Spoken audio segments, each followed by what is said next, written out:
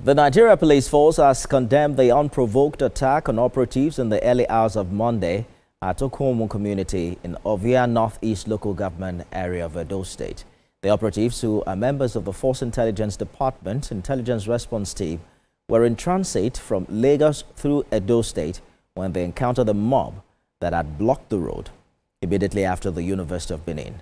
The mob, in an unlawful display of aggression, attacked the officers with stones and sticks, inflicting serious injuries on 2 police personnel. Despite the provocation and threat to life, the officers reportedly exercised commendable restraint by not resorting to the use of force. The injured officers are currently receiving medical attention and are in stable condition.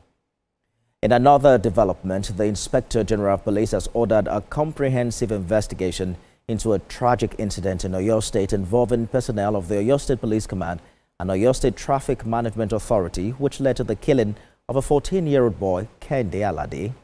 The Inspector General of Police condemned the incident, assuring that the officer involved in the shooting has been taken into custody while a full-scale investigation is underway.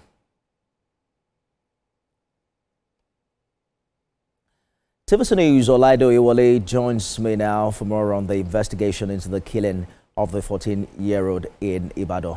Olaide, what's the update? What are you hearing precisely now that the opinions appear to be divided between whether or not the father of the child was driving against traffic at the time of the incident? So, Nipemi, like you have said, there's been mixed reactions from residents of Oyo State and Nigerians generally as to who is actually the main cause of the tragic incident.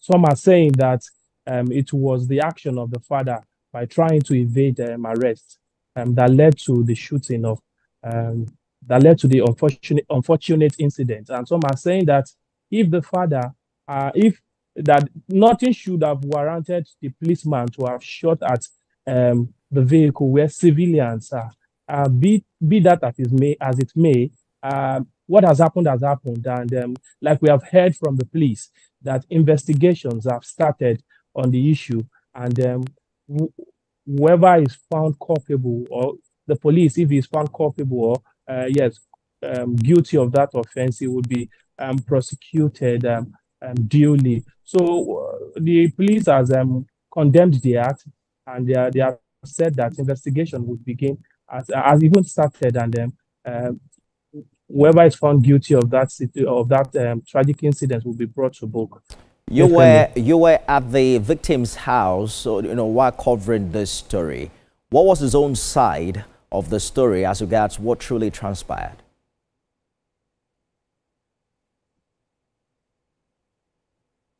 Olaide? What really transpired when you visited the victim's house? Okay. So the father explained what happened to us.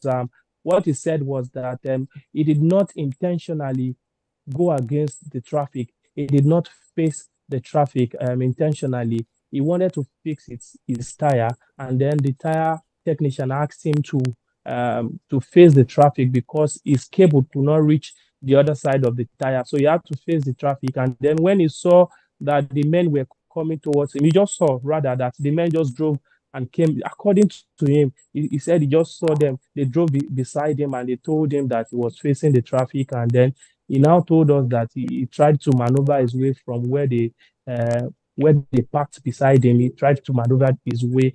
But contrary to what he said, there have been videos flying around that the man was trying to evade arrest, and the way he drove carelessly led to the action by the policeman. And according to the press statement from the police, they said that they suspected that the man was engaged in one criminal activity or the other. They suspected kidnapping or abduction because there were children in the vehicle. So the policeman tried to aim at the tire of the vehicle, and unfortunately, what happened, and the boy lost his life to that tragic incident. So he recounted the situation, and then, placing side by side what he said and what we have on the videos flying around there, they seem to be a kind of contradiction between the both of them. All right. But the police have said that investigations will be conducted, and whoever is found guilty will be prosecuted duly. Quickly, Alade, is it clear if the 14-year-old boy got instant medical attention after the incident? So according to the father, he said immediately the incident happened, the boy was rushed to a nearby hospital, a private hospital, and when he got there, he was given some few first aids, little first aid before taking him to UCH. And so when they got to UCH, he was brought in dead at UCH. That was when they discovered the boy had died at UCH.